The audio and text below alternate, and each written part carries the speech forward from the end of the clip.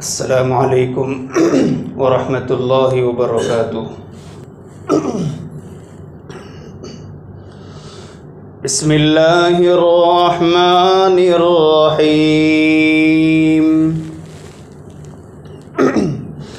الحمد للہ وکفی والصلاة والسلام على سیدنا وحبیبنا محمد المصطفى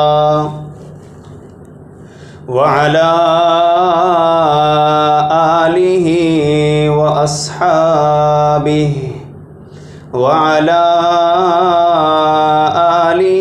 وأصحابہ نجوم الہدى وقادة التقى۔ اما بعد فاعوذ باللہ من الشیطان الرجیم۔ بسم اللہ الرحمن الرحیم۔ شہر رمضان الذی انزل فیہ القرآن ھدی للناس وبینات من الھدی والفرقان۔ وقال تعالى وذكر فإن الذكرى تنفع المؤمنين۔ آمنت بالله صدق الله مولانا العظيم۔ ایک مرتبہ محبت کے ساتھ، عظمت کے ساتھ، ادب کے ساتھ درود شریف پڑھ لیا جائے۔ اللہم صلی علی سیدنا و مولانا محمد وعلی آل سیدنا و مولانا محمد وبارک وسلم۔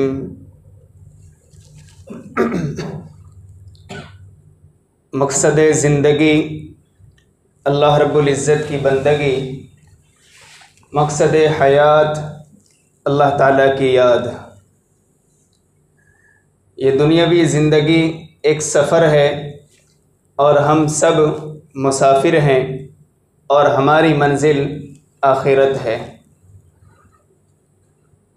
یہ دنیا مچھر کا پر ہے، مکڑی کا جالا ہے، ٹوٹ جانے والا گھر ہے۔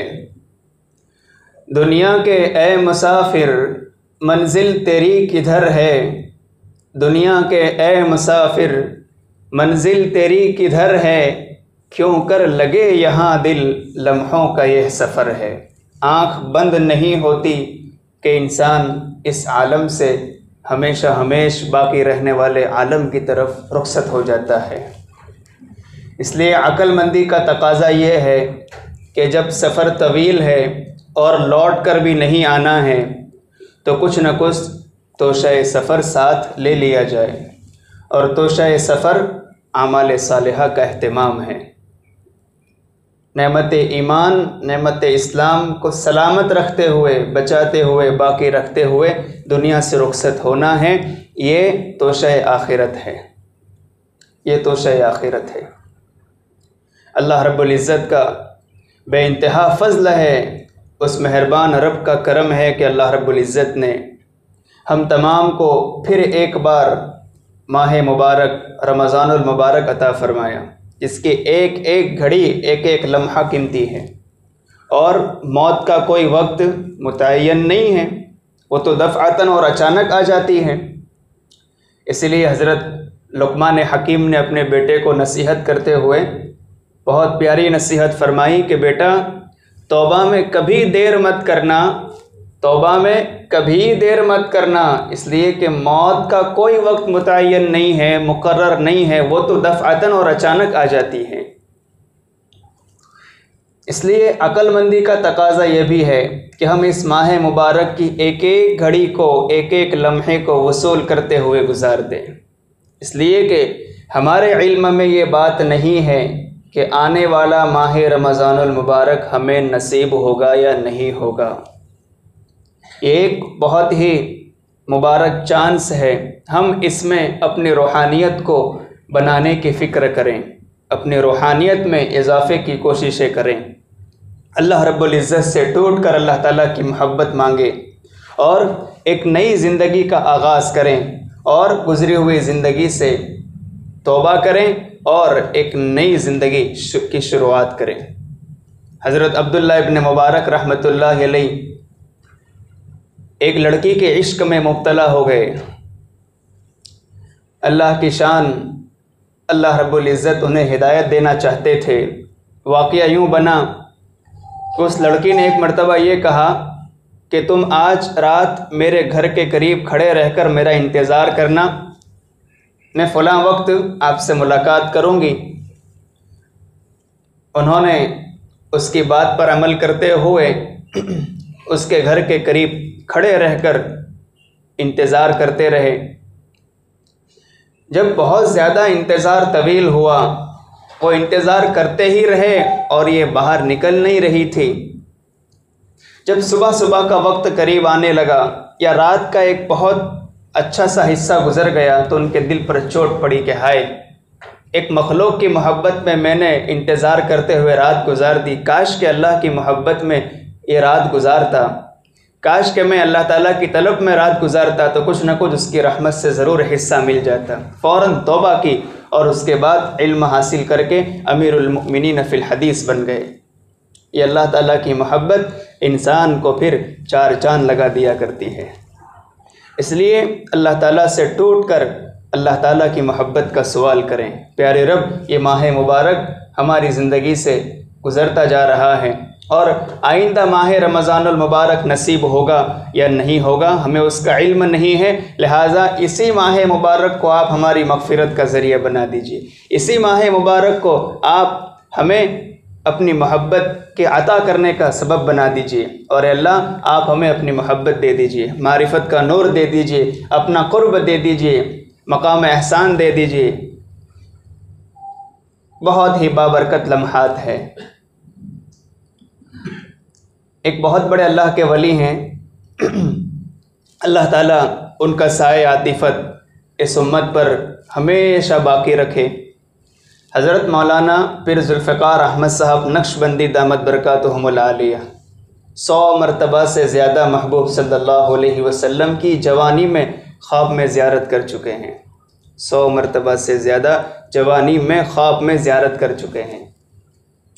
انہوں نے 3 باتوں کی وصیت کی ہے، 3 باتوں کی نصیحت کی ہے۔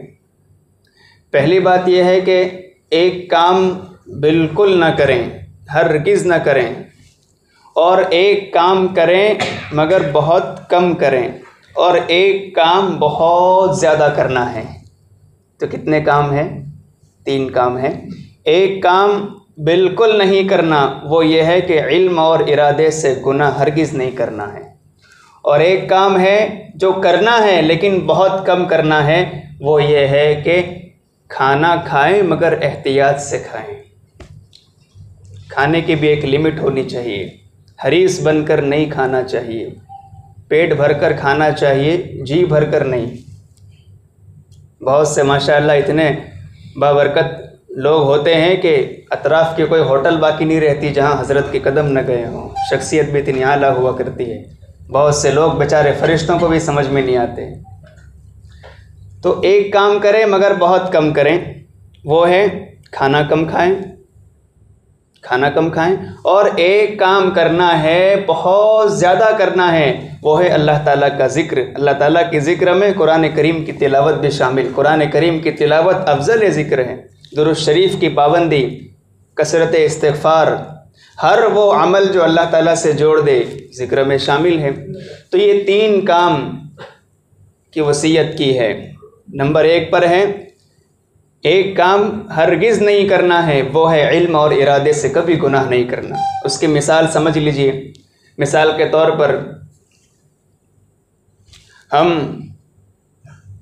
تنہائی میں ہیں، کوئی دیکھنے والا نہیں ہے، گھر کے دروازے کھڑکیاں سب بند ہیں، موبائل پاس موجود ہے، بھری جوانی ہے، اور دل میں خیال آیا کہ وہ ویڈیو دیکھ لیں جو فحش ہے، جو شہوت کو بھڑکانے والی ہے، وہ ویڈیو دیکھ لیں۔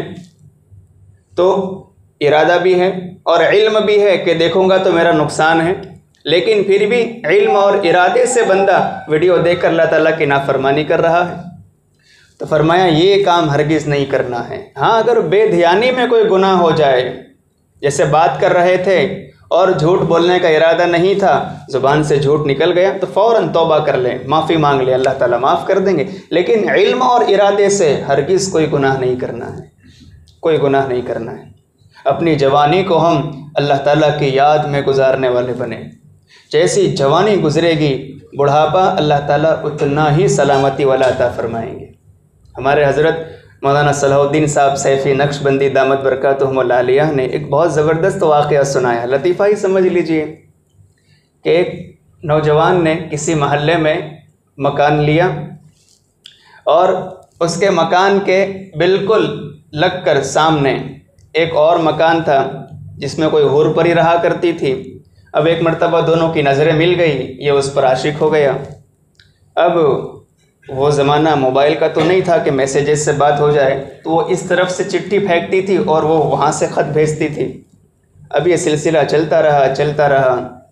اللہ کی شان کے 3 دن ہوئے ہیں، وہ کھڑکی نہیں کھلی۔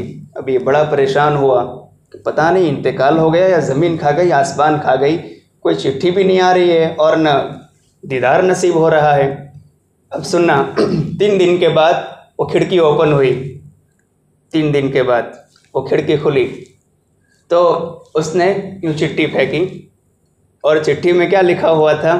چٹھی میں یہ لکھا ہوا تھا کہ اصل بات یہ ہے کہ میں اپنے دونوں ٹانگوں سے معذور ہوں، ٹھیک ہے، میں خوبصورت تو ہوں لیکن دونوں ٹانگوں سے معذور ہوں، اور وہ بیساکھی، وہ ویل چیئر جس پر میں کھڑے ہو کر چٹھی پھینکتی تھی، وہ اصل میں بننے کے لیے گئی تھی، ٹوٹ گئی تھی، تو وہ بنتے 3 دن کے بعد آئی، تو وہاں تک میں آپ کو کوئی پیغام نہیں بھیج سکی، لہٰذا مجھے معاف کرنا۔ اس نے فوراً کھڑکی بند کی کہ بیوقوف تو لنگڑی ہے، میں تجھے لے کر کیا کروں گا۔ آج کل کی محبتوں کا بھی یہی حال ہوا کرتا ہے، جب تک حقیقت کھل کر سامنے نہیں آتی وہاں تک بندہ ایک دم غافل ہو کر اس کی محبت میں دیوانہ ہو جاتا ہے۔ لہٰذا اپنے دل کی دنیا کو کسی حسین چہرے کے پیچھے برباد نہ کر دینا، ورنہ انجام یہ ہوگا جیسا اس کا انجام ہوا۔ 3 دن کے بعد وہ کہہ رہی ہے کہ اصل میں میرے دونوں ٹانگیں معذور ہیں، اور جس بیساکھی پر، وہ جس ویل چیئر پر کھڑے ہو کر میں چٹھی پھینکتی تھی وہ ٹوٹ گئی تھی، وہ بننے کے لیے گئی تھی، تو وہ بن کر آئی، 3 دن کے بعد بن کر آئی ہے، اس لیے آج میں پھینک رہی ہوں۔ اس نے فوراً کھڑکی بند کر دی کہ میں تجھے لے کر کیا کروں گا، تو معذور ہے۔ تو جب تک دنیا کی حقیقت بھی اوپن ہو کر سامنے نہیں آتی، جب تک نفسانی اور شہوانی محبتوں کی حقیقت اوپن ہو کر سامنے نہیں آیا کرتی، بندہ غافل ہو جاتا ہے، اور اللہ تعالیٰ سے غافل ہو کر زندگی گزارنا گویا اپنے آپ کو جہنم کے قریب کرنا ہے۔ اللہ ہماری حفاظت فرمائے۔ تو ایک کام ہے جو علم اور ارادے سے ہرگز نہیں کرنا ہے، وہ گناہ کبھی نہیں کرنا۔ اللہ کے حقوق بھی ادا کرنا ہے، بندوں کے حقوق بھی ادا کرنا ہے۔ کسی کی زمین اگر ہڑپ کر لی ہے تو دے دینا چاہیے۔ کسی کا قرضہ لیا ہے، قرضہ لے کر سالوں سال گزر گئے لیکن اب تک واپس کرنے کا کوئی نام نہیں ہے، یہ بھی گناہ ہے۔ یہ تو بندوں کے حقوق میں سے ہے۔ ہم نے کعبۃ اللہ کے چکر تو لگا دیے، لیکن جن کو اپنے گھر کے چکر لگوائے تھے ان کا کیا ہوگا؟ وہ اگر سوال کرنے پر تل گئے پھر؟ لہٰذا بندوں کے حقوق بھی اور اللہ کے حقوق بھی، دونوں کی ادائیگی کا خاص اہتمام کریں۔ ماہ مبارک میں اس اعتبار سے اپنی روحانیت میں اضافہ کرنے کی کوشش کریں۔ اور نمبر 2، ایک کام کرنا ہے مگر بہت کم کرنا ہے، وہ ہے کم کھانا ہے۔ اتنا زیادہ نہ کھائیں کہ پھر ڈکارے آنا شروع ہو جائے، یا یہ کہ تو رہے یا تو میں رہوں۔ بہت سے کھانے کو مخاطب کر کے کہتے ہیں کہ یا تو رہے یا میں رہوں، لیکن میں تجھے ضرور ہڑپ کر دوں گا۔ تو اتنا نہ کھائے کہ پھر انسان پریشان ہو جائے۔ ایک لطیفہ لکھا ہے حضرت مفتی کلیم اللہ صاحب لوہاروی دامت برکاتہم العالیہ، انہوں نے سنایا کہ ایک پیر زادے کسی دعوت میں پہنچے اور انہوں نے ماشاءاللہ اتنا کھایا کہ ان سے چلا نہیں جا رہا تھا، تو وہ گھر پہنچے، دیواروں کو پکڑ پکڑ کر گھر پہنچے اور امی سے جا کر کہا کہ امی جان آج تو تمہارے بیٹے نے کمال کر دیا۔ ماں نے کہا بیٹا کیا کمال کر کے آیا؟ کہ امی جان میں نے یہ کمال کیا کہ آج دعوت میں اتنا کھایا کہ مجھ سے چلا نہیں جا رہا تھا، تو میں دیوار پکڑ کر گھر تک پہنچا۔ تو امی جان نے کہا بیٹا کون سا کمال کر دیا؟ تو نے تو باپ کا نام بدنام کر دیا، اس لیے کہ تیرا باپ جب کسی دعوت میں کھاتا تھا تو اتنا کھاتا تھا کہ لوگ اس کو چارپائی پر اٹھا کر گھر پر لاتے تھے۔ تو نے کون سا کمال کر دیا؟ تو نے تو باپ کا نام بدنام کر دیا۔ تو कम खाएं, कम खाएं।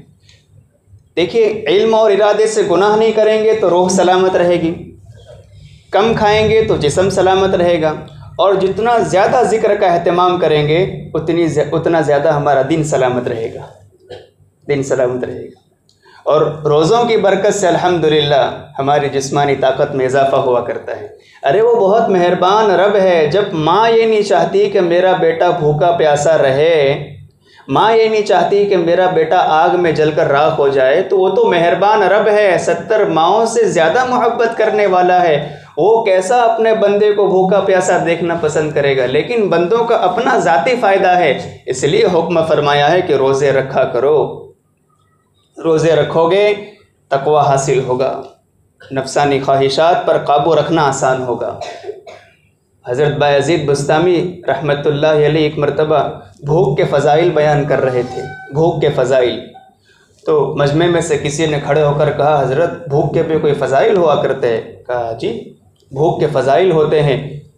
फ़िरौन ने रब का दावा उस वक्त किया जब उसका पेट भरा हुआ था, अगर पेट भरा हुआ ना होता तो फ़िरौन कभी भी रब का दावा ना करता। फ़िरौन ने कहा था अना रब्बुकुमुल आला, तो उसने दावा कब किया? जब उसका पेट भरा हुआ था। यही तो भूख के फ़ज़ाइल हुआ करते हैं कि जब आदमी के खाने की लिमिट हुआ करती है, ठीक है, तो उससे उसका जिस्म सलामत रहता है, सलामत रहा करता है। अगर हम इफ्तारी में इतना ज़्यादा खा लेते हैं कि हमारी मगरिब की पहली रकात जा रही है, तो याद रखिए फिर हमने कमाया क्या? पहली रकात तकबीर उला, सफ़े उला गायब हो गई, तो फिर कमाया क्या? नमाज तो हो जाएगी, लेकिन इस बात का एहतमाम करें कि इफ्तारी के बाद जितना जल्दी हो सके मगरिब की नमाज के लिए हाजिर हो जाएं। हम छोटे थे और बच्चे शरारती होते हैं, तो एक मरतबा एक साहब को देखा जो बेचारे नमाज में भी खा रहे थे, यानी वो इतना खाकर आए थे कि जब वो नमाज में खड़े हुए तो अब ये जो खाना नीचे था वो ऊपर आ रहा था, तो वो उसको चबा रहे थे और माशाअल्लाह नमाज भी पढ़ रहे थे। तो इतना ज़्यादा ना खा ले कि फिर इबादत में परेशानी हो जाए, इबादत बंदा ना कर सके। और नंबर 3 वक्त हो चुका। नंबर 3, एक काम करना है, बहुत ज़्यादा करना है, वो है अल्लाह ताला का ज़िक्र, अल्लाह ताला की याद। बहुत सौ को शैतान नज़र आ जाया करता है। एक मरतबा एक बहुत नेक बंदे को शैतान नज़र आया, उसने देखा कि वो हड्डियों का ढांचा बन चुका है, उसकी हैत बदल गई है। उसने पूछा, ये तेरा हाल कैसे हुआ? तो शैतान ने कहा कि कुछ लोग उस मस्जिद में बैठे हुए हैं और वो इतना अल्लाह का ज़िक्र कर रहे हैं कि उनके ज़िक्र ने मेरे जिस्म के कबाब कर दिए।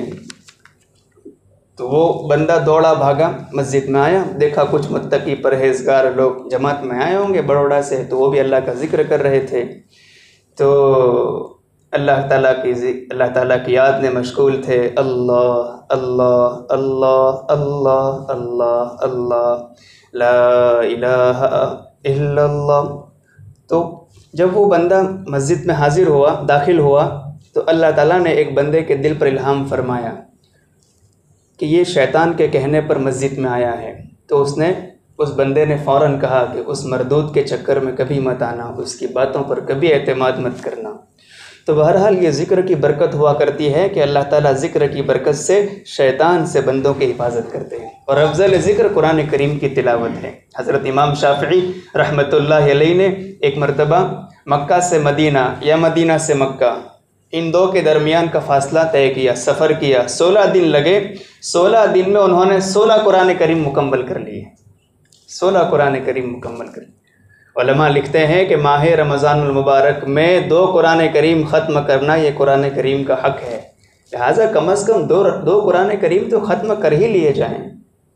और अगर 2 ना कर सकें, 1 तो ज़रूर कर लें, करेंगे ना इंशाअल्लाह। पाबंदी के साथ रोज़ाना आधा पारा पाव पारा कुरान करीम की तिलावत का अहतमाम करें। और दुरूद शरीफ जितना हो सके उतना ज़्यादा दुरूद शरीफ पढ़ें। बस एक कारगुजारी सुनाकर अपनी बात को मुकम्मल करता हूँ। हज़रत मौलाना यूसुफ़ साहब लुधियानवी रहमतुल्लाह अलैह फरमाते थे कि मेरी एक बुज़ुर्ग से मुलाकात थी। एक मरतबा मैं उनसे मुलाकात करने गया, मिलने गया, تو انہوں نے بتایا کہ مولانا میں جوانی میں 80,000 مرتبہ روزانہ درود شریف پڑھ کر محبوب صلی اللہ علیہ وسلم کو تحفہ بھیجتا تھا۔ کتنی مرتبہ؟ 80,000 مرتبہ۔ اردو تو سمجھتے ہیں نا؟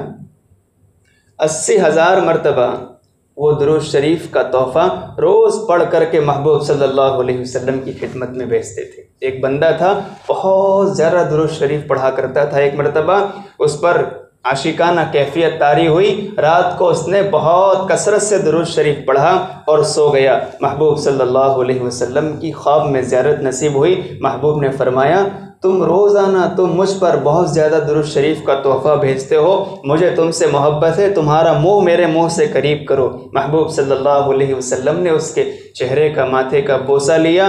لکھا ہے کہ صبح اٹھنا تھا کہ اس کے منہ سے خوشبو آنے لگ گئی اور 8 روز تک لوگ اس کے منہ سے وہ خوشبو محسوس کرتے رہے۔ یہ درود شریف کی برکتیں ہوا کرتی ہے۔ تو کتنے کام کرنا ہے؟ 3 کام۔ ایک کام بالکل نہیں کرنا ہے، وہ ہے علم اور ارادے سے کبھی گناہ نہیں کرنا ہے، ٹھیک ہے؟ اور اگر ہو چکے ہیں تو اب سے ایک نئی زندگی کا آغاز کریں۔ 2 رکعت صلاۃ التوبہ پڑھ کر کے اپنے رب سے اپنے گناہوں پر معافی کا قلم پھروائیں۔ اور ایک کام کرنا ہے، وہ ہے تھوڑا کم کھانا ہے مگر کم کھانا ہے۔ اور ایک کام بہت زیادہ کرنا ہے، وہ ہے اللہ تعالیٰ کی یاد۔ اللہ تعالیٰ ان تمام باتوں پر سب سے پہلے مجھے اور آپ تمام کو عمل کرنے کی توفیق عطا فرمائے، اور اللہ تعالیٰ ہمیں اپنے مقبول و محبوب بندوں میں شامل فرمائے۔ وآخر دعوانا ان الحمد للہ رب العالمین۔ السلام علیکم ورحمۃ اللہ وبرکاتہ۔